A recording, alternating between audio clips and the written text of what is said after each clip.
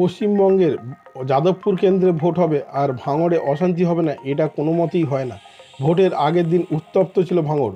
আজ শনিবার ভোট শুরুর আগে থেকেই অশান্তি শুরু হয়েছে সেখানে। কার্যত আইএসএফ এবং তৃণমূলের কংগ্রেসের মধ্যে খণ্ডযুদ্ধ শুরু হয়েছে।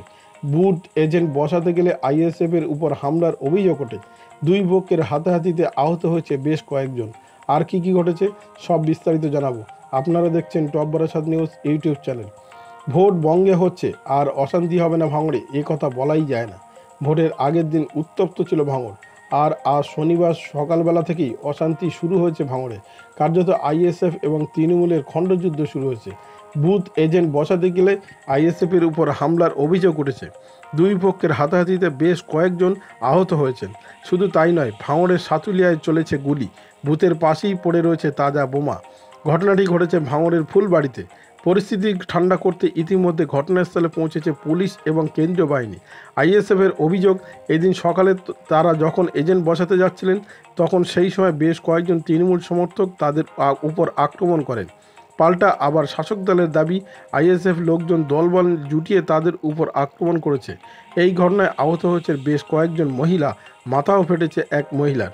ইতিমধ্যে ঘটনাস্থলে পৌঁছেছে আইএসএফ প্রার্থী নূর আলম খান। এলাকায় পৌঁছে বিশাল পুলিশ বাহিনী সঙ্গে রয়েছে। কার্যত ক্ষোভ প্রকাশ করেছেন তিনি।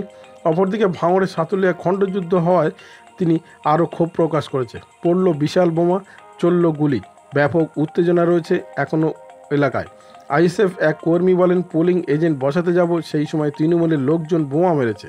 আমাদের এক কর্মীর পায়ে গুলি লেগেছে। আমরা যখন অ্যাম্বুলেন্স করে হাসপাতালে যাচ্ছিলাম সেই সময়ও তৃণমূলের লোকজন আমাদের বাধা দেয়। এখন সেখানে আইএসএফ প্রার্থী এবং কর্মীরা মাঝে মধ্যে বিক্ষোভ দেখাচ্ছেন এবং ক্ষোভ প্রকাশ করছেন নূর আলম খান। এখন দেখার বিষয় আইএসএফের এই ভাঙড় কেন্দ্রে ভোট কতটা শান্তিপূর্ণ করাতে পারে এই নির্বাচন কমিশন এবং সেনাবাহিনী। ভিডিওটি আপনার কোনো প্রকার উপকারে লেগে থাকে অবশ্যই লাইক, কমেন্ট, শেয়ার করবেন। সেই সঙ্গে চ্যানেলটি সাবস্ক্রাইব করার অনুরোধ রইল। সবাই ভালো থাকবেন, সুস্থ থাকবেন।